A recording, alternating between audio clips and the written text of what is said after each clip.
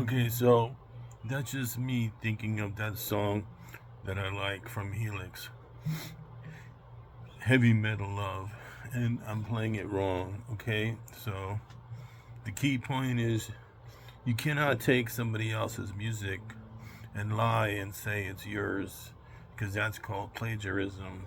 So when you use somebody else's song, you have to either cite it, which is spelled CITE, or you have to verbally announce it. You can't just steal other people's music. So I'm just practicing. That's the song I have in my mind.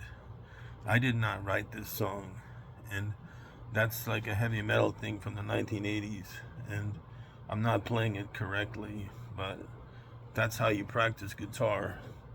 And if you want to know why I itch so much, I didn't really know exactly 100% because I thought it was stomping upstairs, but I also found out that I have asthma, so I have to keep a fan on from the window because I have trouble breathing if the door is closed and the door is not closed. And the fan had a lot of dust in it. And even though I washed the fan in the bathtub, I completely immerse it and put laundry detergent and spray it with stuff that is called degreaser that you use to wash your hands when you work on an engine. It's a dust in New York City.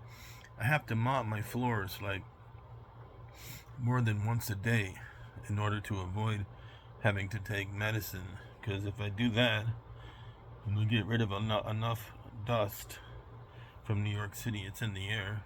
So my mistake was blowing air into the room because I could be wrong, but it seems like I was collecting dust from the outside world. I don't know where the dust comes from, but I also don't know why I was itching, but I'm sure that I will always be. So anyway, that's just practicing.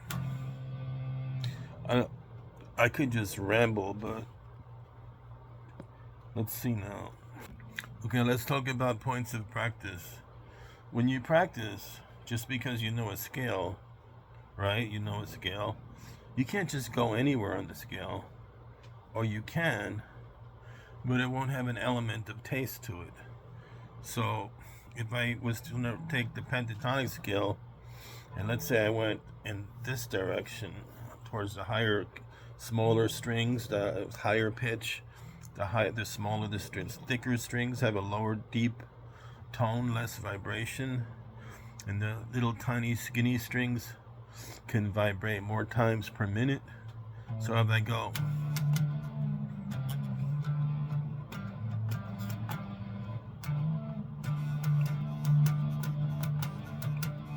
if I do something like that, right, and I'm making that up, which is called D5 on the fifth string.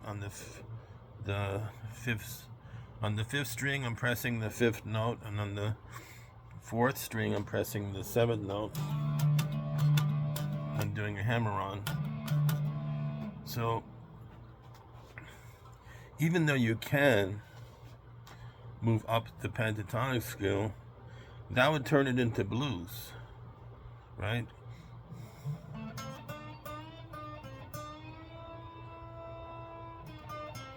Oh well, that actually sounds like metal. See, I don't know, but if you're playing, there's a rhythm part of it.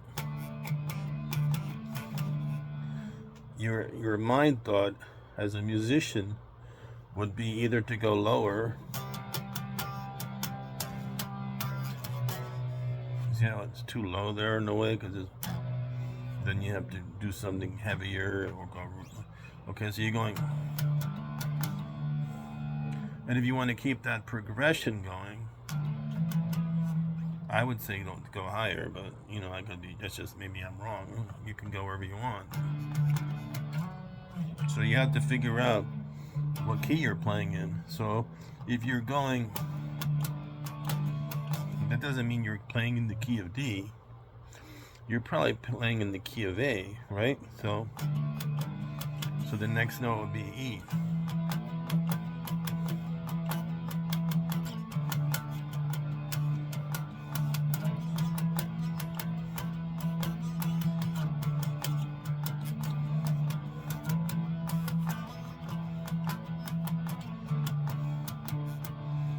Okay, so you're playing in the key of A. That doesn't mean you have to hit the A chord, or you can secretly hit the A chord, like you can.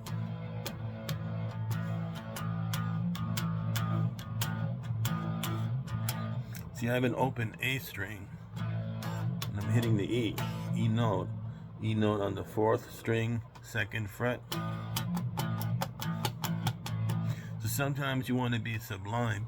You don't want to go directly into, like the chord of the scale, because it's just so, like, when you land on something, there's a lot of weight on it, so you keep away from it.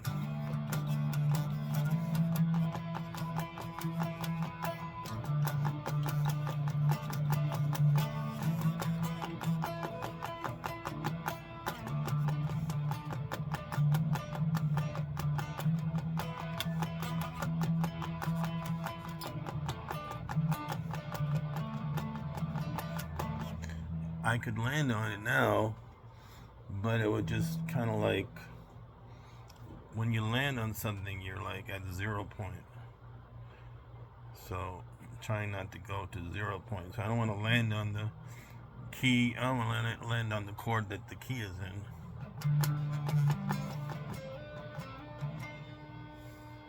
Okay, so then from what some people that have listened to some of my videos, and I don't have that many out there, know, from the last one even, you're not going to really play a pentatonic scale over when you're playing metal. So let's see. I mean, sometimes it works. So that's a major A.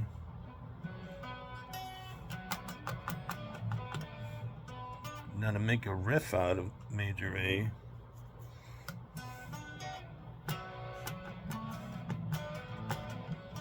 you're keeping in mind what you just played as a rhythm.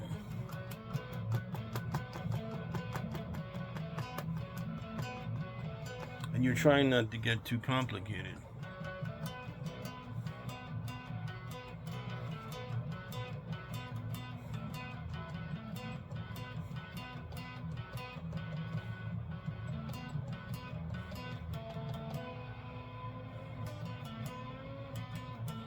Okay, so by not getting too complicated and keeping it simple will allow you to also bend. But you have to remember the way that you're playing.